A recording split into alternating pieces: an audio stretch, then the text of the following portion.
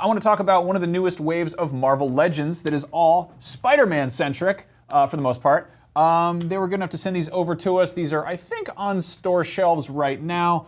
But there's a particular toy I want to talk about. Obviously, you've got House of M Spider-Man, you've got Scarlet Spider Kane Parker, you've got Elektra in her classic appearance. The Doc Ock is wonderful, and good news, he shouldn't be too hard to find because there are 2 of him in every case.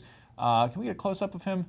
Zoom in on my Dr. Octopus. Oh, he's awesome. My one complaint, though, is that these tentacles are not bendy. Like, they look like they should be, but they're just kind of sculpted. Yeah, I would have loved if they stuck some wires in there and made it a little easier to pose. Yeah, like a Gumby. Because you can't, I don't think you can do one of my favorite poses of Doc Ock, which is where all of his tentacles are on the I wanted ground, him to walk holding around his on body it. up. Yeah. There's also this Daredevil in a black costume who comes with this wonderful, he's got his billy club, but it's like when he uses it to sort of ricochet off of stuff. Oh, yeah. So it just looks like somebody got mad at like a big pen and bent it up a bunch. Apologies for the awkward poses I put these guys in. Obviously, if you're keeping track of Marvel TV shows, you know Cloak and Dagger right now. They just had their first season on Freeform.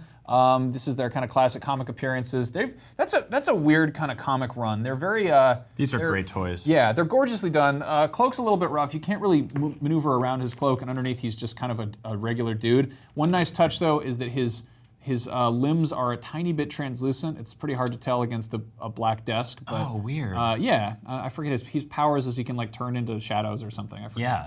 There's a lot of superheroes. Now these guys are all cool, and if you collect all of them, you get a bunch of pieces to build a figure that I want to talk about really quick. This is Spider. It's hard to pronounce because it's Can spelled you spell that? SP//DR,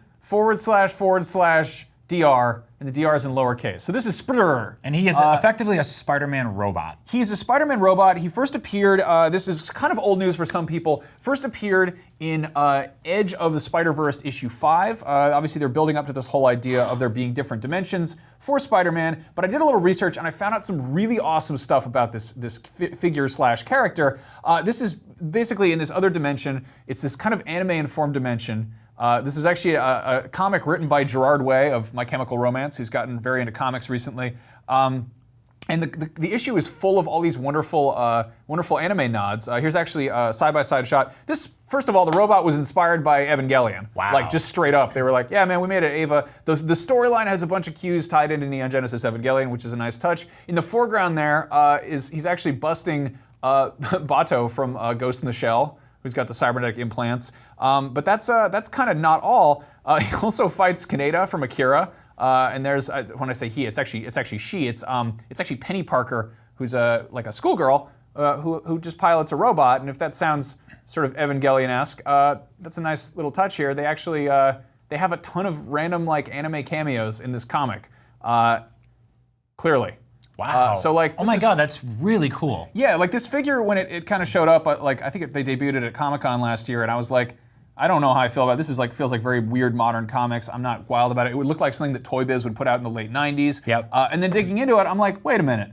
This is a Spider-Man Evangelion. This rules. So obviously, yeah, this information's been out there for a little while, but this is a good time to talk about it because this toy is here now. Yeah. And so again, Max, the only way to get this toy is to buy this entire set Yep. and put them all and then get all his legs to piece together. Yeah, so like Spider-Man comes with a leg, and you know Doc Ock comes with an arm, whatever it is. The Build-A-Figure formula. But yeah, like I think this is awesome, and also like I'm starting to get kind of excited about Spider-Man Into the Spider-Verse, which is apparently going to have a bunch of different sort of alternate dimension versions of the Spider-Man. And I really hope this one shows up because it'd be kind of cool to see like a badass CG Evangelion jumping around doing Spider-Man stuff. No one can escape the spider. Anyway, if you want to hear us talk more about anime manga stuff, I unboxed the gigantic box set they put out for the Akira manga. Go check that out. Also, there are a lot of Spider-Man costumes in the Spider-Man game, but we listed a bunch of... We have the giggles. We have the giggles. Go watch the other video if it's about Spider-Man. We have the giggles over here because I mispronounced the spider. It's very funny for us.